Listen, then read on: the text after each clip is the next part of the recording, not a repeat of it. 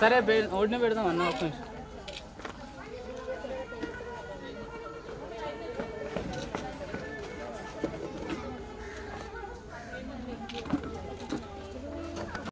Programme ఎప్పుడైనా చేద్దాం అనుకుని ఎప్పుడు అనుకున్నా ఒక ప్రోగ్రామ్ అనేది కాలేదు సార్. ఒక 15 రోజుల క్రితం 15 రోజుల క్రితం అనుకున్నాం. ఇమ్మీడియట్లీ అందరూ ఓకే సార్ ఓకే బ్రహ్మాండంగా రెస్పాన్స్ అయ్యి ఎట్లా చేసినా సరే బ్రహ్మాండంగా చేద్దాం ప్రోగ్రామ్ అయితే 20 సంవత్సరాలు ఎక్కడ తగ్గేది లేదు, మంచిగా చేద్దామని అందరూ గట్టిగా నిర్ణయించుకున్నారు సార్. కాబట్టి అందరికి ఇంకా 3:30కి వెళ్ళేస్తాం కార్యక్రమాలు, 3 గంటలకు వెళ్ళేసాం. అందుకని మీరు జాగ్రత్తగా అదొకటి నేర్చుకోండి. ఇంకొకటి చివరి పాయింట్ ఏంటంటే 4 అంశాలు 4 గుర్తుపెట్టుకోండి. సంతప్తాయసి సంస్థితస్య పయసో నామాపి న శ్రూయతే ముక్తాహారతయా తదేవ నళినీ పత్రస్థితం దృశ్యతే అంతఃసాగర శుద్ధి మధ్యపతితం తన్మౌక్తికం జాయతే ప్రాణేనాధమ మధ్యమోత్తమ జుషాదేవం విధా వృత్తయః. ఇప్పుడు 6th వాళ్ళకు పద్యం ఉంది, దానికి సంబంధించి నీరము తప్తలోహమున నిలిచి అనామకమై నశించు, ఆ నీరమే ముత్యమట్లు నడినీదల సంస్థితమై తనర్చు, నీరము శుద్ధిలో పడి మణిత్వముగా సమంచిత ప్రభన్ పౌరుష వృత్తి ప్రథమ మధ్య వృత్తకు గొలుచు వారికి. అంటే దీని అర్థం ఏంటంటే లోకంలో 3 రకాల మనుషులు ఉంటారు, ఉత్తములు, మధ్యములు, అధములు. ఉత్తముల గుణం ఎలా ఉంటుందంటే నాకు ఎంత కష్టమైనా సరే కానీ అందరూ బాగున్నారని కోరుకుంటారు. సర్వేత్ర సుఖినస్సంతు సర్వే సంతు నిరామయ సర్వే భద్రాన్ని పశ్యంతు మా కష్ట దుఃఖ భాగ్యమే. అలాంటి వాళ్ళు ఉత్తములు. అలాంటి వాళ్ళు ఎక్కడో 100కో 1,00,00,000కో ఎక్కడో ఎప్పుడో పుడతారు వాళ్ళు మహానుభావులు.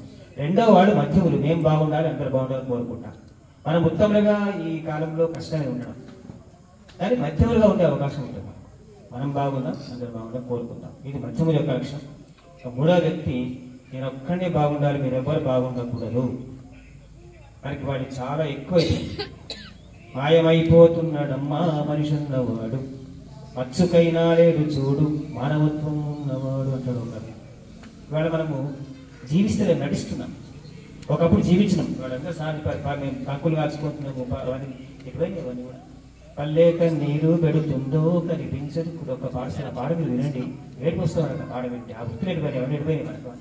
కాబట్టి జ్ఞాపకం చేసుకున్నాం ఒకసారి. మరి అధముల యొక్క లక్షణం అట్లా ఉంటుంది. ఇంకోడు నా చివరి వ్యక్తి, వాడు ఎవరు చెప్పలేకపోతాం వాడి గురించి. వాడు ఏమిటి అంటే నేను బాగలేకున్నా మీరు మాత్రం బాగుంటుంది.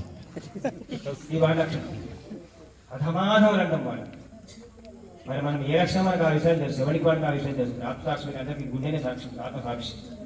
ఎవరికి వాళ్ళు తప్పు చేసిన విషయం తెలిసి తప్పు చేస్తున్నాం. మనం బాగా చదువుకున్నటువంటి వాడే రెడ్ సిగ్నల్ పడ్డాక బండి తీసుకొని పోతున్నారు, ఆ సిగ్నల్ మీద దాడి వెళ్ళిపోతున్నారు. వాడు చదువుకున్న వాడు పోవట్లేదు, చదువుకున్నవాడు పోతున్నాడు. వాడి జ్ఞానం ఎక్కడ పోయింది, వాడి యొక్క తెలివి ఎక్కడ పోయింది, ఎందుకు దాడుతున్నాడు? ఇదే రాధికా థియేటర్ దగ్గర ప్రత్యక్షంగా మేము చూస్తుండగా రెడ్ సిగ్నల్ పడింది, వాడు కారు తీసుకొని వస్తున్నాడు, సిగ్నల్ పడ్డా ఆపకుండా వస్తుంది. ఇక్కడ బైక్ నుంచి అమ్మాయి కూడా ఆ రోడ్ నుంచి అమ్మాయి వస్తుంది, బాబు బైక్ నుంచి చిన్న అమ్మాయి ఇంజనీరింగ్ చదువుతున్న అమ్మాయి కరెక్ట్గా అక్కడ వచ్చింది. వాడు వచ్చి కారు వచ్చినట్టు అక్కడ స్పాట్ చచ్చిపోయింది. కారణం వాడు మైనర్, వాడికి లైసెన్స్ లేదు, బండికి నంబర్ లేదు, వాడు కార్ డ్రైవింగ్ తీసుకుంటూ వస్తున్నాడు. దీనికి బాధ్యులు ఎవరు తీసుకున్నాం? మనం చేస్తున్నాం ఇక్కడ. కాబట్టి దీనికి ముఖ్య కారణం తల్లిదండ్రుల కారణం. ఈ పిల్లలు పెంచాలని పిల్లలకు మనం వేయడం చెప్పినట్టుగా తల్లిదండ్రులు వాళ్ళకు మొట్టమొదటి సంస్కారం నేర్పండి పిల్లలకి. ఇవాళ నేను గండిపై సమాజం దగ్గర ఉంటున్నాను, దాని పక్కన దాని దగ్గర అక్కడ నేను చూస్తాను కాలేజీ పిల్లలు చూస్తుంటే సగం బట్టలు వాళ్ళు ఏమంతా కనబడుతూ ఉంటుంది, చేతుల గాజులు ఉండవు, ముఖానికి బొట్టు ఉండదు, నొత్తిర పోసుకొని వెళ్తుంటారు. వాళ్ళు ఎట్టుపోతున్న సంస్కృతి, వాళ్ళు అయ్యేవారు ఏం చేస్తున్నట్టు ఒక్కసారి మనం ఆలోచన చేద్దాం వాళ్ళ గురించి. కనీసం మనం బట్టలు మంచి వేసుకోకుండా పోయి విలువమెంట్ ఎక్కడ ఇస్తాం, మాట్లాడుతూ మళ్ళీ మహిళా సంఘాలు వేస్తాయి, మాకు బట్టలు కొని మీకేం అవసరమే అంటారు. దేహధర్మం ఏంటిది అంటే మనం దాని యొక్క నేను మీకు చెప్పవలసిన అవసరం. చాలా మంది పెళ్ళినటువంటి వాళ్ళు ఉన్నారు ఇక్కడ. ఎవరు ఎట్లా ఉంటుందో వాడి యొక్క ఆవేశం ఎట్లా అందరూ చేస్తాం. కామాత్రం అనామ్న భయం రావచ్చారు. కామం గల వారికి ఎటువంటి యొక్క వారికి బంధుత్వం లేదు, వావి లేదు, వసలు ఏమి ఉండవు వాడికి. కనుక మనం జాగ్రత్తగా ఉండాల్సిన అవసరం ఉంది, మన పిల్లలు జాగ్రత్తగా పెంచాల్సిన అవసరం ఉంది. కాబట్టి అందరం కూడా, ఎందుకంటే తల్లి తండ్రి యొక్క చేసిన పాపమే పిల్లలకు వస్తేవాడికి ఒకసారి మనకి చెప్పారు ఇప్పటిదాకా న్యాయంగా ఉండి ధర్మంగా ఉండమని చెప్పి. మీరు న్యాయంగా సంపాదించాలి, ధర్మంగా సంపాదించాలి. లేకపోతే మీ సంపాదన పిల్లలకు రేపు పొద్దునట్టు అది అరాచకంగా మారిపోతుంది. వాడు దురదృష్టవంతులు అయితే వాడు ఏదో మీరు సంపాదించుకోండి, కానీ దాని ధర్మంగా సంపాదించండి. వాళ్ళు గౌరవించే ప్రయత్నం చేయండి, లేకపోతే మీకు 7 తరాల పాపం మీ ఏమరుస్తుంది. మనం ఒకసారి అనుకుంటాం అందరం కూడా ఈ పని ఎందుకు ఇట్లా అయిపోయాం అనుకంటే ఇక్కడ మన యొక్క తాత తాత తాత తాత తాత తాత ఆ పని చేసే పాపం మనకు వచ్చింది వాళ్ళకి. అది గమనించుకోండి. 7 తరాలు వెనుక 7 తరాల ముందు రేపు మీ పాపం మీ కొడుకు ఆ కొడుకు ఆ కొడుకు ఆ కొడుకు ఆ కొడుకు దాకపోతే 7వ తరం దాకపోతుంది. కాబట్టి మీరు ₹1 సంపాదించినా సరే ధర్మంగా సంపాదించుకోండి, అన్యాయంగా సంపాదించకండి. మీ ద్వారా ఇంకోళ్ళకి ఎంతవరకు చేయగలుగుతాం తనకు సహాయం చేయండి. చైతన్యంతో సహాయం చేయండి. శక్తిని మించొద్దు, శక్తి లోపల సహాయం చేయండి. ఒరులేయ ఒనరించిన నరవర అప్రియకు తన మనం కొనకగుతా నొరులకు సేయకునికి పరాయణము పరమధర్మ పదములకి 9th క్లాస్లో ఉండే పద్యం. ఎదురు వాళ్ళు మనకి ఏం చేస్తే మనకి బాధ అవుతుందో ఆ బాధ అది మీరు వాళ్ళతో వేయకండి, అంతే, ఇంకోటి ఏం లేదు. కాబట్టి అందరూ కూడా న్యాయం ఉండాలని కోరుకుంటూ, ధర్మంగా ఉండాలని కోరుకుంటూ, సంస్కారం నేర్పించాలని కోరుకుంటే ఒక చిన్న విషయం మీకు ఏంటంటే, నాకు ఫైనల్ కోరిక ఏంటంటే, ఇక్కడ నేను వచ్చిన 85లో వచ్చాను ఇక్కడికి.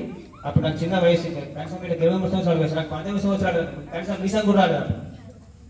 అటువంటి సమయంలో నా విద్యార్థికి వీసా వచ్చి కూడా పెద్దగా ఉండేటువంటి వాడు కదా. మన మీకు అందరికీ సర్దార్ అనే పిల్లవాడు ఉండే, మాకు చనిపోయిన బాధ అనిపించింది. ఫస్ట్ బ్యాచ్లో ఉండే సర్దార్ ఉండే, వాడు చేతి ఇట్లా ఉండేది, వాడు రాకపోతే కొడితే స్ప్రింగ్ లాగా లేసే కట్టే ఇక్కడ లేసేది, అంత గట్టి ఉండే ఆ పిల్లవాడు.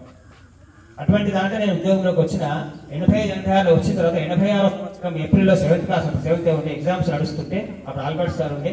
ఆయన వచ్చేసి ఏం చెప్పిండంటే, సార్ శర్మ సార్ కొంచెం మీరు పోయి పిల్లలకు ఆబ్జెక్ట్ చెప్పండి. ఆయన పరీక్ష రాస్తుంటే యాన్యువల్ ఎగ్జామ్, అదే సార్ నన్ను ఇంత మీరు ఇది చేస్తుంటే మీరు చూసుకుంటామని చెప్పారు. ఏంటంటే నీకు ఏం తెలియదు, ఇప్పుడు నువ్వు కొత్తగా వచ్చిన ఉద్యోగంకి నీకు ఏది ఊరే కావచ్చు, నీకు అనుభవాలు చాలా కావాలి, చెప్పింది ఏమన్నా అంటే అక్కడి నుంచి జీతం ఆలోచి పడిపోయినా ఇప్పటిదాకా దిగజాలేపోయింది. ఇప్పటి బ్యాచ్ కూడా చివరికి మొన్న కూడా పరీక్ష రాకపోతే మేము ఏ విషయం పెట్టి రాయించమని కాల్ చేసిన పిల్లలు. మన వ్యవస్థ ఎక్కడ పోతుంది, ఒక్కసారి మన ఉపాధ్యాయులు ఆలోచన చేయండి. ఇప్పుడు 39 సంవత్సరాలు నా సర్వీస్ పూర్తయింది, ఇప్పటిదాకా కాపీ కొట్టకుండా పరీక్ష ఎప్పుడు జరగలేదు. ఇది నాకు చాలా బాధగా ఉంది. కనీసం నా జీవితంలో నా సర్వీస్ ఒక్కసారి కనీసం కాపీలను పరీక్ష చేసుకొని రాస్తారేమో అని చూస్తున్నాగానే అది సాధ్యమవుతున్నాను. సర్వీస్ దగ్గరకు వస్తున్నాను.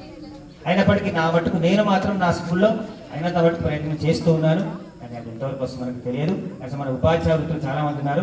మీ ప్రయత్నం మీరు చేయండి, మీరు ఎంతవరకు చేస్తారో చేయండి, ప్రయత్నం సాధ్యమైనంత వరకు చేసే ప్రయత్నం చేయండి. నేను కూడా మీకు అందరూ తెలుసు, మన మంగళపర్తి స్కూల్లో అడ్మిషన్ రిజిస్టర్లు మొత్తం 3000 పేర్లు రాసాను, కొంచెం పాత అయ్యింది. నేను పైన వావిలాల్ స్కూల్ వాళ్ళ మొత్తం రికార్డు మొత్తం కాపాడి పెట్టుకున్నాను. దానివల్ల వచ్చేది ఏం లేదు.